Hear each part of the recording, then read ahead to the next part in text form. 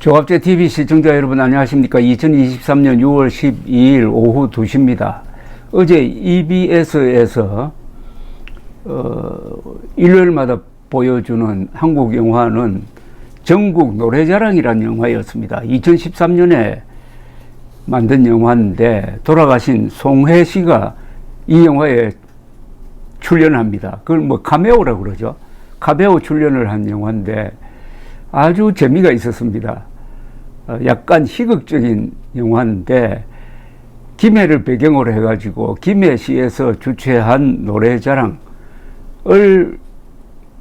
매개로 해가지고 일어나는 우스꽝스러운 일들이 결국은 노래를 매개로 해가지고 행복한 결말을 보게 된다는 이야기입니다. 꼭 노래를 불러야 되겠다는 남편을 말리는 부인과 티격태격 하다가 결국 그 남편이 노래자랑에 나가서 그걸 기화로 해가지고 스타가 되고, 그 다음에 할아버지와 손녀, 외롭게 사는 할아버지를 위로해주는 손녀가 이 노래자랑 무대를 통해서 전국적으로 유명해지고, 뭐 또 회사 내의 카풀이 노래자랑 대회를 통해서 맺어지고,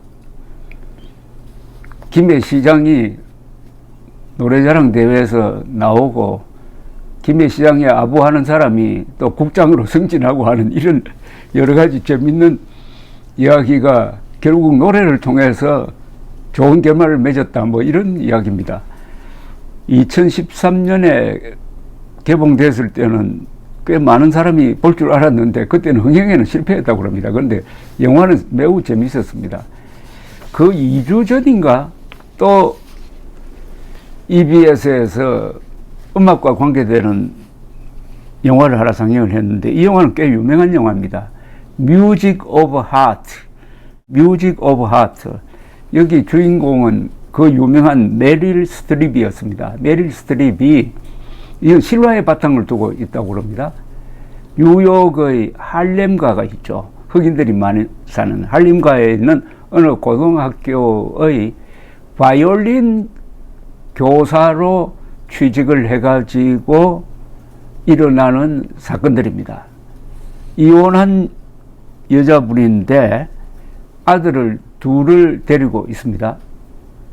그런데 아주 용감하게 이 학교 교장과 담판을 해가지고 바이올린 과목을 하나 만들어 가지고 열심히 하면서 이 또한 바이올린을 통해서, 바이올린 교육을 통해서 아이들이 밝게 자라고, 그러다 보니까 부모들도 좋아하고 한 10년 동안 그렇게 잘 나가다가 갑자기 교육위원회에서 예산을 깎아버리니까 메릴 스트립이 앞장서 가지고 기자들한테도 이야기하고 해가지고 그게 뉴스로 보도되도록 하고, 그러니까 후원자가 생기고 해서 그런 어떻게 보면은 모금 캠페인성 무대를 카네기홀에서 갖게 된다. 카네기홀에서 음악회를 하는데 또 유명한 음악인들이 도와주고 해서 감동적인 무대가 만들어지고 하는 이런 스토리였습니다. 또 그런데 이거는 실화라고 그럽니다. 로베르타 과스파리라는 실제로 그런 역할을 한 바이올린 여성 교사가 있었다고 그럽니다. 이 두 영화를 통해서 거듭 확인할 수 있는 것은 노래입니다. 노래와 음악의 치유 효과입니다. 노래와 음악을 통해서 사람들이 다 순수해지는 그런 영화를 보면서 요사이 한국 언론이 황영웅 잡기 위해서 총궐기를 해가지고 아직까지도 황영웅 문신을 인터넷에 그냥 올려놓고, 아직까지도 황영웅이 노래 부르려고 하면은 왜 노래 부르려고 하느냐, 자숙하라, 반성하라 하는 이런 언어폭력 또는 언론폭력, 음폭을 자행하는 것과 매우 대조가 되어서 제가 이 이야기를 하고 있는 겁니다. 그런데 황영웅 사태는 황영웅 신드롬인데, 이제는 황영웅 신드롬, 한쪽에서는 황영웅 주객이 주로 먹물 먹은 사람들, 기자를 중심으로 한 먹물 먹은 사람들의 황영웅 죽이기와 어머니들을 중심으로 하는 황영웅 살리기의 지금 대결이 벌어지고 있는데, 황영웅 살리기 운동이 지금 이기고 있습니다. 황영웅은 음원시장에서 그 노래가 계속 상위에 랭크될 뿐만 아니라 팬클럽 회원수가 늘어가지고 37,000명을 돌파했다고 그럽니다.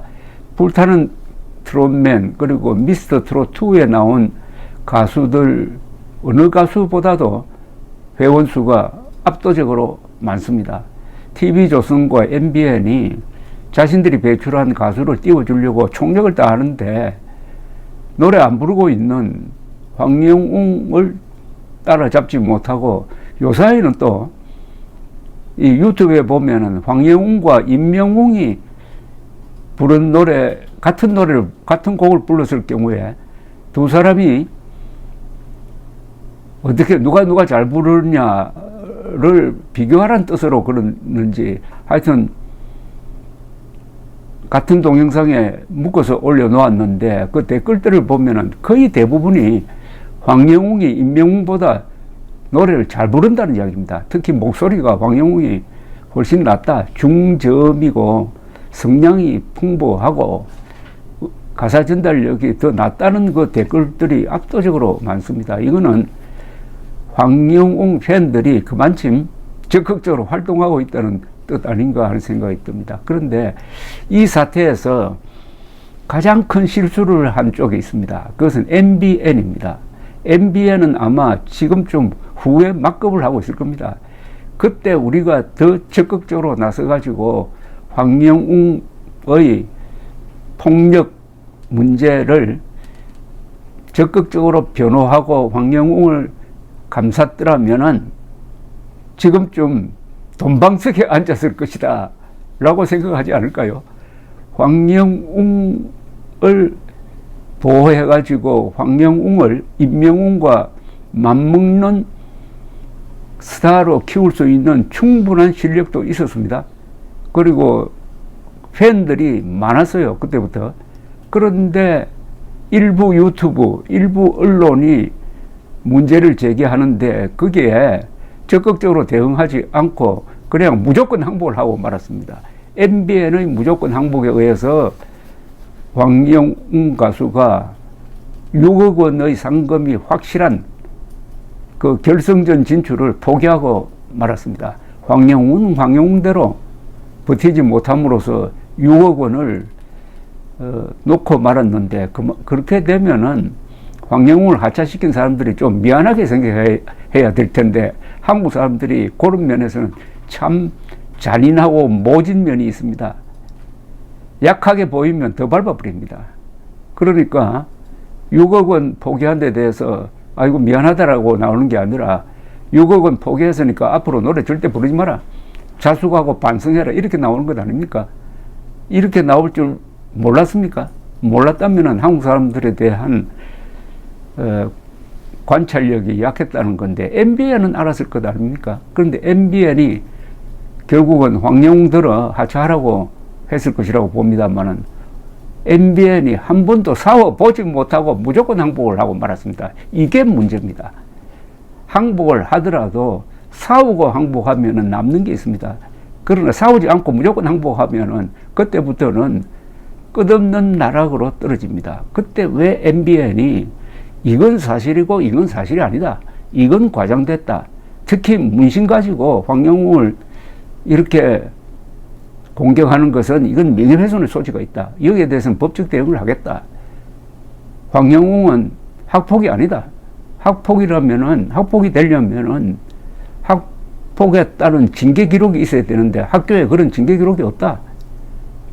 그리고 상해 진단서도 없다. 경찰에 가서 조사받은 적도 없다. 다만 친구와 서로 싸워가지고 그건 20대 때 벌금 50만 원 문 거, 요거는 사실이 맞다, 이렇게 하면서 한 일주일만 버티었으면은 지금 MBN은 황영웅을 스타로 만들고 해가지고 황영웅을 앞세워가지고 전국적으로 부음을 일으켜가지고 돈을 많이 벌었을 가능성이 있습니다. 그것도 얼마나 벌었는지 모르지만 저는 황영웅의 잠재적 가치까지 치면은 수백억이 아니라 수천억을 MBN이 날린 것이 아니냐 하는 생각이 들었습니다. 용감하지 못한 탓입니다. 진실을 지키지 못한 대가를 지금 MBN은 금전적으로 치르고 있습니다.